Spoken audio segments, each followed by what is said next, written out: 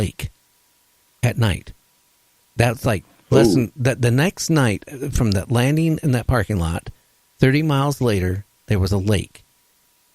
The UFO, my gut feeling is that the UFO overheats or whatever it is when it comes into our atmosphere.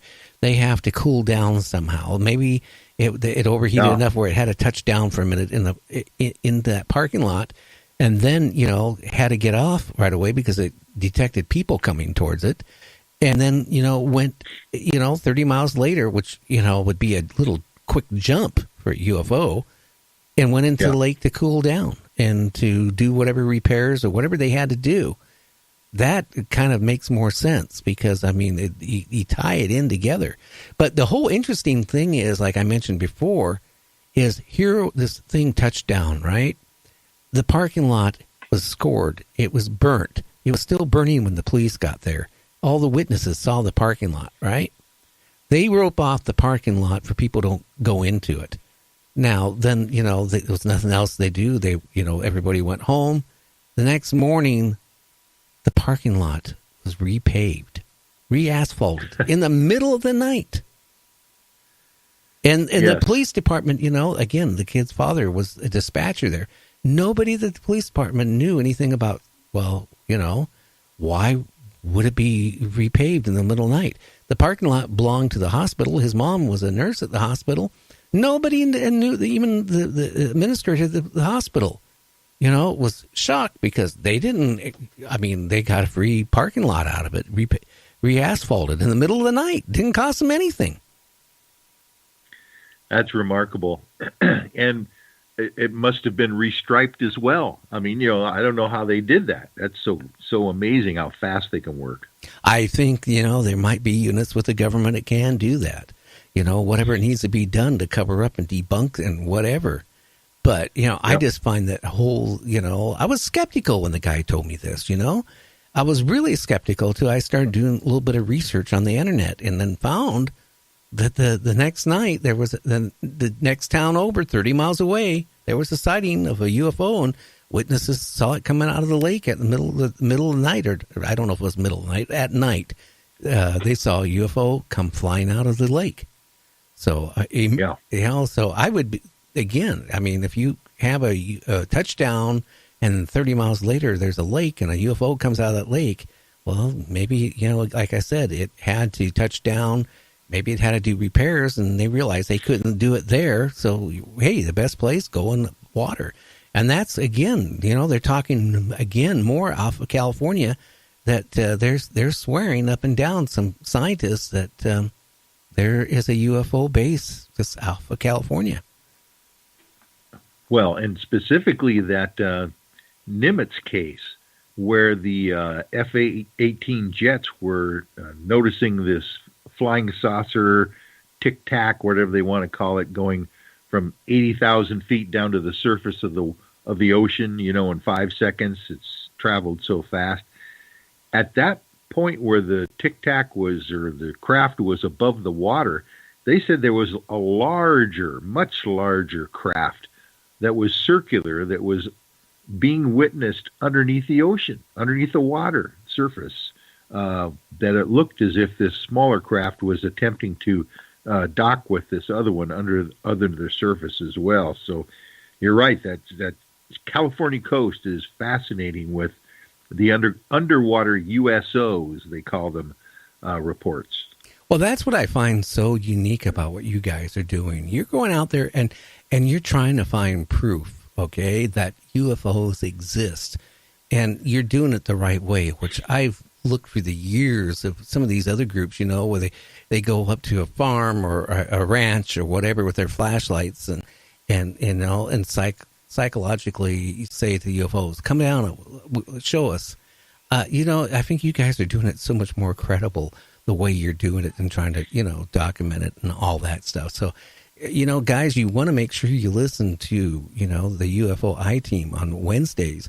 And you want to make sure you listen to Michael W. Hall, the paranormal lawyer, from 7 to 9 on Sundays on Night Dream Talks Radio. You're going to learn a lot from this guy.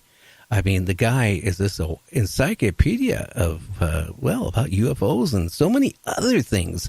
And I find it's going to be a very interesting show having him on the network. Yeah, thank you, Gary. And we are even going to talk about Paul McCartney potentially being killed in 1966 this coming Sunday. I'm looking forward to that show. Well, you know what? Since we posted that up on the internet, all of a sudden somebody else has been posting stuff up about, the Paul McCartney thing, trying to debunk what you're saying. Yes. Have you seen that in the last couple of days? I have not, but that is typical for the guest that I'm going to have on. She has a lot of haters out there because she's bringing forth concrete, forensic, biometric evidence regarding this, and she is really having a hard time getting the information out with some of these debunkers. Well, I'll tell you, this one picture was up there yesterday, went so far as saying, well, here's a picture of Paul McCartney. Here's a picture of Paul McCartney's family, the Paul McCartney now. See the resemblance between the original Paul McCartney and the mother and all that stuff. They're the same thing. If you touch on something, there's always going to be a group of people that's going to try debunking you. Yep, that's for sure. You got to have a little fortitude here in this paranormal field of investigation. Well, I learned that a couple of weeks ago. Remember one guest we had on? That's right. I'm still getting fallout on that on a daily basis. And, I just laugh at it now because, you know what? Everybody, that's what I like. In this country, you can have your own, own views, as long as it isn't you're going to go kill somebody. But, I mean, you can have your own views, your own thoughts, and you can voice it, and, and it's nothing wrong with that. So, I mean, but I don't know. Right. Some people, as soon as I guess if you don't believe their story or what they have, then, they're going to do everything they can to try damaging you. And I my hat's off to you and her for this Sunday, because you know what? I do really, when I look at it, I don't think it's the same Paul McCartney. I think something happened to the original. I don't think he was murdered, but I could be wrong, but maybe something happened to him. He was in that car accident. He died, and they needed him to keep the group together. Otherwise they would never have been famous. And at that point, there was other people involved with the Beatles at that time. So I think, they pulled off a perfect hoax. And, we've got an author, Tina Foster, who has written a book now, which is about 500 pages thick, that is about to be published. And that's what she is going to talk about on Sunday night. All those forensic evidence that she has studied and researched. So I'm looking forward to it.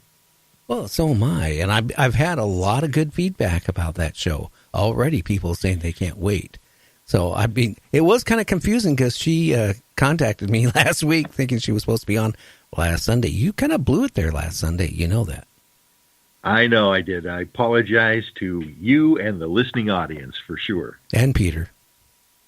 And Peter Davenport, yes. That's okay. We all look at me. I make a mistake almost every night, at least 5 or 6 during the show. Don't we all? Well, anyway, it's been an interesting show tonight. The paranormal should be where you can talk anything paranormal.